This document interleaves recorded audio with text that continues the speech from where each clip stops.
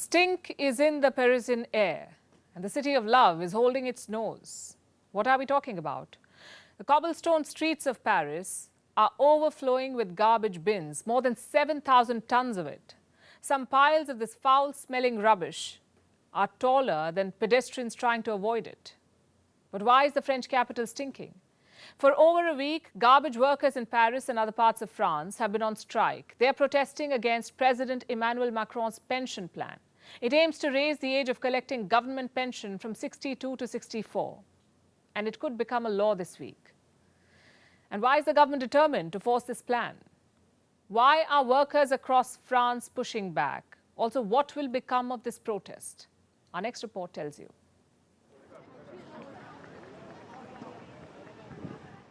Spring is usually a magical time to visit Paris. But maybe not this year. A heady mix of love and foul smell is in the air. Garbage has become a smelly symbol of public outrage in France. Mounds of waste have piled up in Paris. They're blocking doorways. They're ornating the banks of the Seine and choking the roads leading up to the Eiffel Tower. But this scenario is not limited to Paris. Other cities like Nantes, Rennes and Le Havre are also affected. For over a week now, garbage workers in many parts of France have been on strike. They're protesting against the pension reform.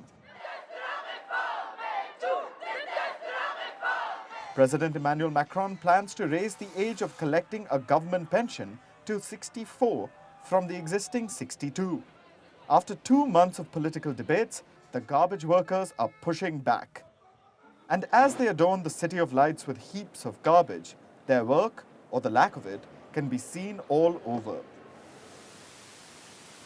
There are large protests as the showdown over the bill heads towards a climax. The Senate adopted the bill this morning. Résultat du scrutin. The results are 345 voters, voted 307, voted for 193, against 114. The Senate has adopted the pension reform bill. The bill has now moved to the lower house. There are some big questions as its fate remains uncertain. Leftists and far-right lawmakers are strongly opposed, while conservatives are divided. But what about the French president? He considers it crucial to make the economy competitive. Will he be able to garner enough support? And if Macron can't get a majority vote, will he force it through his constitutional authority? But why does he want to impose the unpopular legislation? You see, France is on course to run a deficit, so he wants workers to put more money into the system. And France is not the only European country facing economic challenges. There is widespread unrest across Western Europe. Teachers, doctors, and public transport staff are protesting in Britain. They're demanding higher wages to match the rising prices.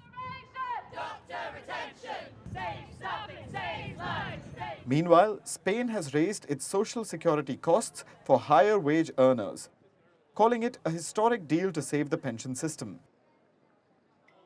But coming back to the French, they enjoy one of the most generous retirement systems. It provides a golden, lengthy third stage of life. They see it as a way to rest after a lifetime of labor. But there's a crack in the system, at least according to the government. While current workers continue to pay for the pension of retirees, people are living longer, and the number of pensioners is growing. This can cause long-term deficits. But what are the people of France saying? Unfortunately, this social democracy was not sufficiently listened to. We were never in a warlike logic. We are in a logic of social conflict that is rooted and won't disappear tomorrow. We will get it out. We are going to go all the way.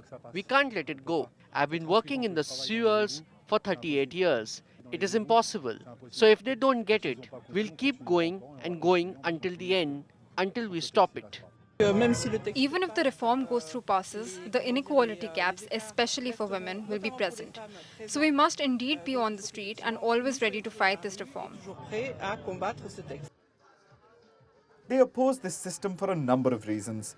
There is no immediate threat of bankruptcy. They say Macron has ignored other ways of increasing funding. Why can't he just tax the wealthy? Deficit threat or not, we say that's a good question to ponder over. Many also say the garbage workers have a lower life expectancy as compared to business executives. So for them, 2 years is a lot. Others see this as a threat to their values. They're calling it a denial of democracy. Of course, we will respect the law and we will respect the vote if there is one. That does not mean that we will approve the law. While the debate continues, few people think this bill will be pulled back. With over 7,000 tons of garbage on the roads and the threat of rats and infection looming large, we don't know whether the protests will continue if this becomes a law. But one thing is sure, the garbage stink will haunt the Macron government. The voters could punish his party in next year's European Parliament elections. If the government continues to turn their nose to the foul smell of this protest, the ramifications could leave a bitter aftertaste on the ballot.